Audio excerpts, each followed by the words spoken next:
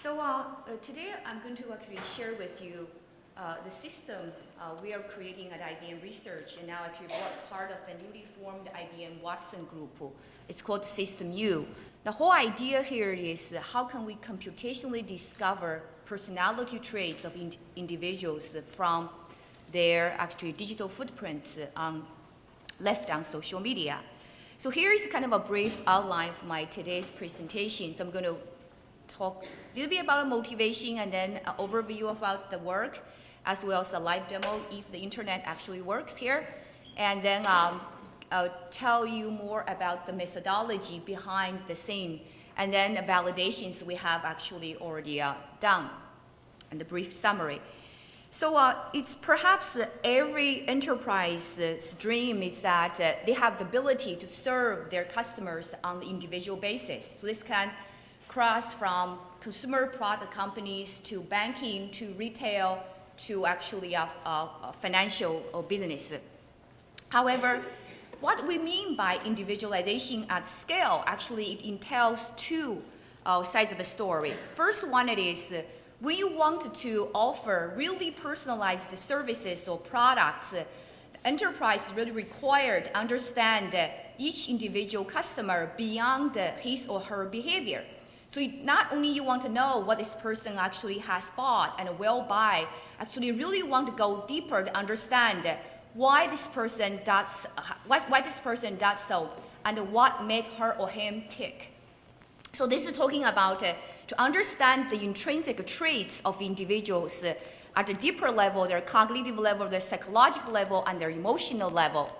And the second level, second actually part of the equation here it is, but how can you do that for literally hundreds of millions of customers enterprise often deals with? So if you look, just search on internet, a retailer like Target literally deals with 210 million customers a year in the US alone. So how can you do that for individualization at scale? So what do we see the challenge to support individualization at scale from actually two parts of it, from two parts. First part of it is, and how many of you have actually ever taken a personality test? Quite a few. So actually those traditional personality tests, also known as the psychometric tests, actually takes time. So if you want to know about your personality, your motivation, your belief, we probably will take you 45 minutes to an hour to figure that out.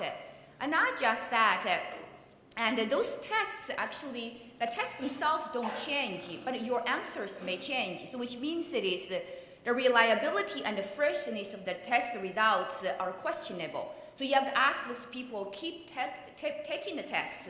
And also how practical it is. You can see the enterprise, let's say when you walk to the banking branch, when you walk to the retailer store, and their employees will ask you, welcome to our store, would you like to take a personality test? So it's very kind of impractical in the real world. So we said that every cloud has a silver lining. So the silver lining we see here it is, first of all, there's psycholinguistic studies. So how many of you have heard about psycholinguistic studies? Good, a few hands, good. So what those studies have found that the words people use are very powerful reflections of their personality and their social world. In other words, you can examine the words people use in their informal communications, either in written form or in spoken form. So you can then derive their personality traits. So here I gave a very concrete example of a basically a snippet of somebody's write-up. The words here, like with, together, in, belong to the word category called inclusive. And the psycholinguistic studies have found out that the inclusive word category has a very highly correlated with a personality trait called agreeableness, especially high-level agreeableness.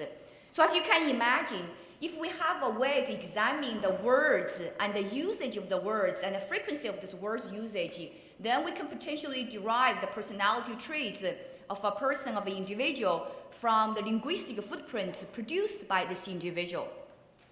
And another really nice thing about the current world it is literally hundreds of millions of people leave their linguistic footprints in the world, actually in this world in public. So that's kind of a social media side of it. So given this actually a particular motivation, so what we have done it is taking a person's linguistic footprints. So this could be your tweets, could be your Facebook posts, and could be your actually emails or your online chats with somebody.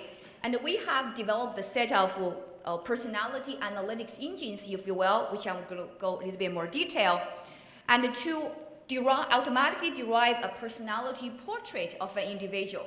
And then based on this personality portrait, then we can actually create a much more personalized engagement recommendations, such as product recommendations or service recommendations, or even just the communication, the persuasion ways of dealing with this particular individual.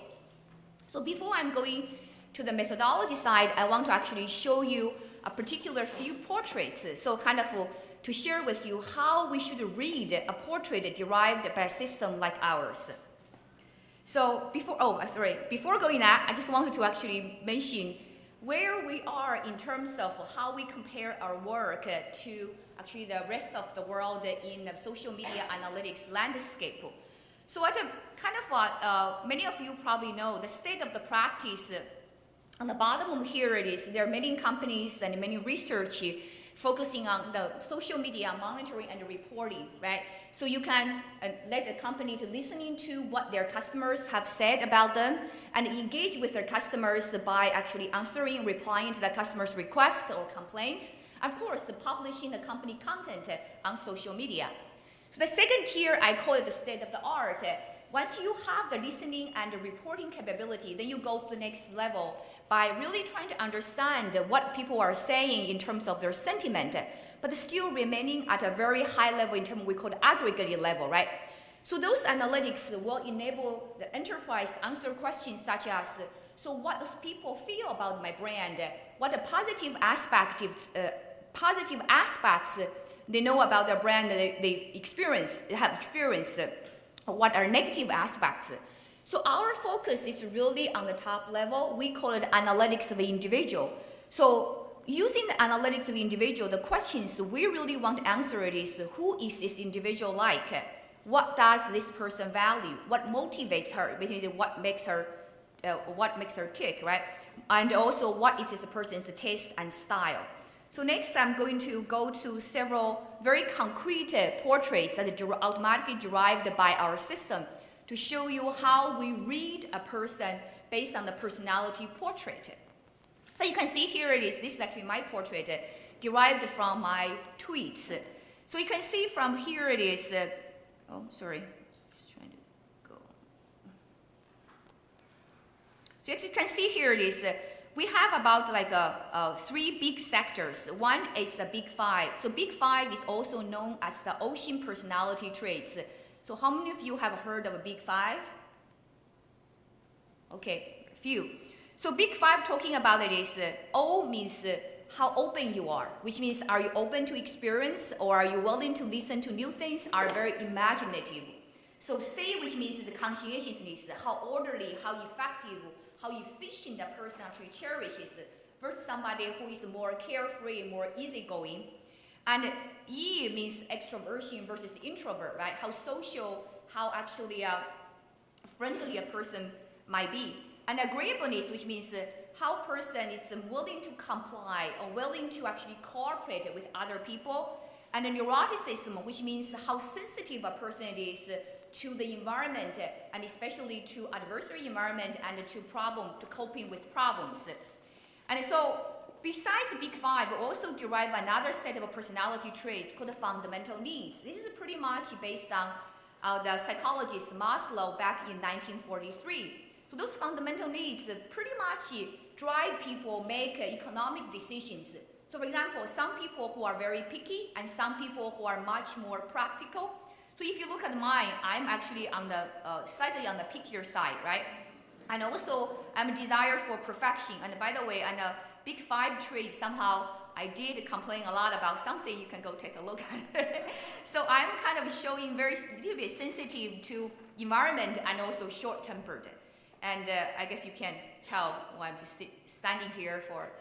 And then another set of traits we also derives called human basic values, which basically model and measure a person's motivation and beliefs. So for example, I believe I value, let's say in that case it is open to changes, which means it is I want to emphasize independent action, thought, and feeling and readiness for new actually experience. So this is actually about me. So by reading this one, you know a lot more about me just by standing here. And then I want to actually share with you, this is a very sad actually story. Probably most of you have heard about it. Who can make out who this person it is? Who? So, yeah. So yes, so actually I did, because I remember this tragedy happened last Friday, I think Thursday, right, in Santa Barbara. And this is a student from the university. And so I thought this technology could potentially really help his family and also the people who surround him to help him. If you look at him, it's just amazing. Actually, I did this just last night, just trying to see who he is as a person. I picked out the traits that really stood out for him. For example, on neuroticism, remember I was telling you mine is short-tempered, right? Because underneath, actually, there were about another 6 dimensions. If you look at him, he has a very high immoderation. Immoderation, which means he has a strong urges for short-term pleasure versus considering a long-term consequences. And another part of it is he also very sensitive to ups and downs. And if you look at another fundamental needs part of it is he is really high on liberty. Liberty, which means it is he has this great need for escape. And also on the basic value side of it is hedonism is very high. What this means it is basically he values and seeks pleasure and gratification for oneself. So I'm not saying that if we knew all this one, we can completely prevent the tragedy from happening, but at least you know he is really high in moderation, which means he has the urge to do something out of ordinary, and also he's kind of has a need for some escape, and he would do whatever it takes probably to get himself the gratification and pleasure. So then another one I made it, I kind of a good example it is not only you can actually derive the personality portrait of an individual, you can do that for a brand and for a company as well. So I used the White House here, right? The White House is basically whoever actually tried to publicize the image and establish the image of the White House. So you can see here is as the government representation here, and it has a very high to new experience. So this is very kind of distinct here. And another part of it is it tries to advocate the close relationship, social relationship with families and friends, high closeness. Another part of it is as the government kind of image here also, it shows that it cares about the welfare and interest of others. So it's kind of show this one. So let me go back if I can do a really live demo if it's possible. Hope if I switch back it doesn't. Seems working. So let's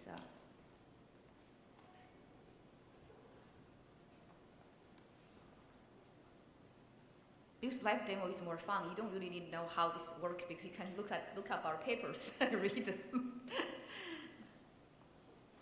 It takes more time. The person I really wanted to take a look at it is this morning when I drove here. I was hearing the radio. They were talking about this person on Twitter is giving out the cash, right? So he gives the cash. He's based in San Jose area. I think he got money from San Francisco. Development, I think it's called a hidden cash, and he just got like 10,000 followers this morning because many people want to follow him to see where the cash it is. So this actually I just did it the first time, and you will see he's very open and to change his experience. Not particular hedonism, right? Seeking pleasure and gratification for oneself. Obviously, he's trying an openness to change, right? And the self-transcendence also is very high, and shows concerns for the welfare and interest of others. And also openness. I wanted, because we don't have a lot of time, anybody wants to venture to try yourself or your friends or anybody? Yes. Go ahead. I just need a Twitter handle. So you don't need to have yours. Anybody who friend. It's Ronaldo R-O-N. So it's very hard for me to hear. Can you spell it?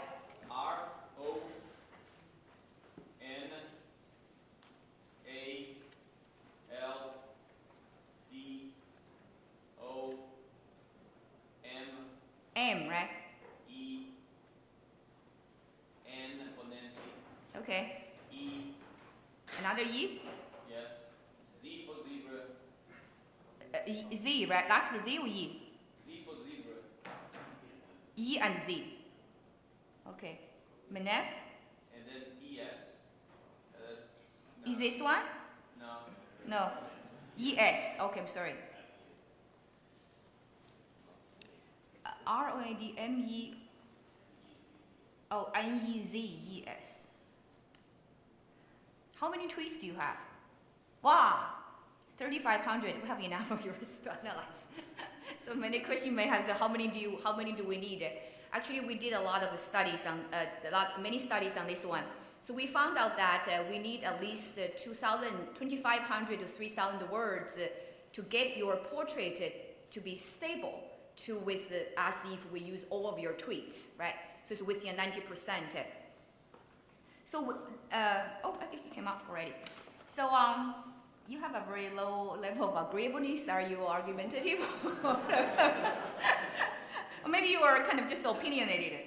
And, but you have a high, actually, of self, let me just zoom in a little bit.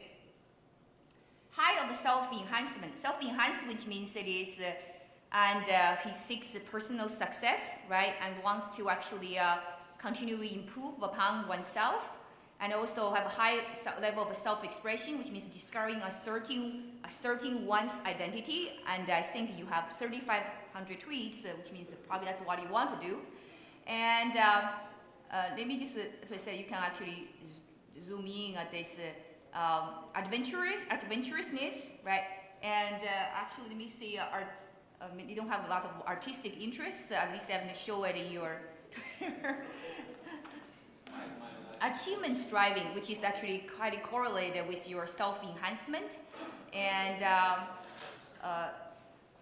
you are actually quite stable in terms of your new, which means you are not so insensitive to the environment of adversary situation.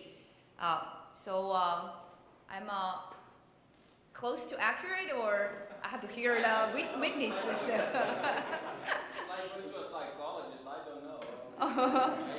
So actually, if you want, we can send this to you, because now, and also by the end of the summer, we're going to probably put out this app on the App Store, so everybody can download it on your one. You can look up your friends, you can look up yourself, right? It's kind of like a self-learning, self-awareness tool. So I'm gonna go back to my slides and to actually, so we skipped the demo, or we have a demo already. So I'm going to actually, it's just summarize. So I already talked about Big Five personality. The reason we wanted to analyze this one, because they're persistent, they're also very actually enduring. They don't change a lot. They can change maybe over your lifetime 3 times. That's pretty much it. And the fundamental needs I talked about is based on this actually brand-led bear. It's basically figuring out what actually help people make economic decisions. And I found this is human basic values that captures personal beliefs and motivators. So the methodology, go quickly. So there are basically 3 major steps in our methodology for analyzing and deriving all those personality traits.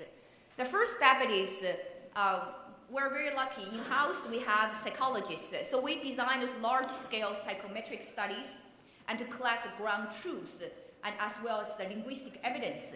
The second level is using different types of machine learning text mining techniques to derive the psycholinguistic evidence that have indications, have a prediction power to the psychometrics. So in this case, we derived what we called actually psycholinguistic lexicons. Last part of it is you're doing online prediction by applying a lexicon you have done and the coefficients you have learned to the individual's text footprints. So I'm going to go through each rather quickly. So the first one, and I'm not sure how many of you are familiar with the Psychometric Studies design. So this is kind of with a very traditional psychology actually tested is item-based design. So then, based on the item-based design, we'll collect psychometric scores and text footprints on Amazon Mechanic Turk. So you leverage basically the crowd to help you collect the data. So once you have that data, then you want to derive linguistic evidence. So you can actually look at the different types of linguistic usage patterns. You could use a single word, you could use the punctuation marks, you can also look at multiple words, you can also look at the sentence structure. So currently, we decided to focusing on really the word usage and the word frequencies because it's much more easy to extend it from domain to domain and from one actually set of text to another set of text. So we decided to focus on. So what happened here is, as I said, it's a paper. You can you're welcome to take a look at it, which has a detailed description how the psycholinguistic dictionaries lexicons are derived. So for example, for the ideal, which means people who desire perfection and design perfection and also finer things, we found a set of words. So some of the words are positively correlated, like a goal, special, but some words are negatively correlated, like a half, right? And then also ugly, something are half. So then you basically derive the set of lexicon. And the next one is you build the prediction model and to apply the lexicon, apply the coefficients to the person's text. So in this case, as you can see, I'm just using the lexicon example I just showed for ideals, right? So if somebody has a text snippet to say, great to have a chauffeur who can help us accomplish our goals. In this case, basically you score each appearance of the word also according to their coefficients. So chauffeur and ideal would have a coefficients, also have a score, and also as well as every word is particular snippet. So after you have that, okay, yeah. So after you have that, then you can actually derive the overall personality portrait score, right? So then you can do some of the additional processing, which I don't need to go to in the detail, and you normalize the counts, and then you can do linear combination of those word counts and usage. And last part of it is. What you want is, if people are familiar with the standard test, right, like a TOEFL test, a GRE test, you really wanted to place a person in a population. So when I say I'm 80% open, what means it is I'm probably open. I'm open to experience higher than 80% of people who have ever tested or have derived. So far, our test population probably about 2 million people. So far. So quickly, and because the organizer already asked me to get off the podium right now. So what I wanted to just share with you is it's very important for people to ask us questions. So how good are they? And are they any useful, right? So there's really two questions. How good are they, and especially compared to what we call the ground truths, the standard psychometric test. Let's say we derive yours from your tweets. In the meantime, we also ask you to take those 250 or 500 questions of a psychometric test, how those two sets of scores actually compare against each other. Another part of it is, are those traits any useful in predicting people behavior, in influencing people behavior? So I want to go quickly in the first one. So what we have done here is, by the way, this is a paper we published this year already, so you can take a look at it. I'm not going to go through the detail, but I want to share with you results. So we asked those about 600 people, and 300 people actually completed the whole full set of results. It takes about 45 minutes. So we compare their psychometric-derived scores, test-derived scores, as well as their actually tweets-derived scores by our system. So actually, it's very encouraging. So these three pictures show that for over 80% of this test population sample, their two sets of scores are statistically significantly correlated, which means their two sets of scores are quite closely together, quite actually similar to each other. But there are 20% of this particular test sample population, their two sets of scores are much further apart. So then that's a part basically we can handle. So that's kind of, you can think about the confidence level is about around 80%. And also quickly a field study here, I'm not going to go through, but just go into one. This is very interesting to show what traits actually influence people behavior. Can you use to persuade people to do things you want them to do? So it sounds scary, but personality traits do actually influence people's behavior. So what we have done here is we created a website by recommending travel services, right, called travelerslikeme.org. It's still online if you can take a look at it. And then what happened here is that we created 3 types of messages. We send those messages to 3 different types of people in a random fashion because we want to know which type of traits, whether they can be influenced more by the what type of message. So what happened here is we have 3 types of messages: a social message, and the people who desire perfections, and also fun message, people seek for pleasure, right? So in this case, it is we actually basically actively engaged with 7290 Twitter users who expressed their intent to travel. Then we want to see how they're going to respond to us. So the response is actually quite positive. In this case, it is, you will see the top 25% of the extroverts derived by ours, they really respond to social messages very well. I'm not sure how many of you actually have done Twitter research, right? In Twitter research, if you ask somebody to click through your link, if you have, assuming you have 1 million followers, right? The click-through rate is about 0.46%. So currently our click-through rate is about 8.65%, which for the people who we targeted for the similar messages which match, we believe match with their personality traits, so that's quite high. Another part of the interesting is you will see in general population who are most likely to actually respond to you, especially in a stranger situation, stranger engagement situation. You will see the people who have a high agreeableness, high openness, and low neuroticism, they actually tend to reply to strangers over 50% more than anybody else in the population. So it's amazing in that case. So then key applications, not just marketing, which I'm using marketing example, customer care, thinking about it is, would you want your banking, your banker, your doctor, or your insurance agent to know more about you and you know more about them so you can have a better actually relationship with them, and also smarter workforce recruitment for talent identification and development. Okay, so in summary, what I have quickly went through today is the psycholinguistic analytics that can automatically derive personality portraits from your linguistic footprints. And then those derived traits can be used to influence as well as predict people behavior. And we believe these technologies could have far-reaching really implications on a wide variety of actually research topics, right? From personality modeling to actually marketing and research and to recommender systems. So I think that's it. So I'm going to thank the colleagues who have. And one more advertising for, actually it's good for advertising for academics, right? So actually I'm co-host the Recommender Systems, ACM Recommender Systems Conference, which is the top conference in our area for recommender systems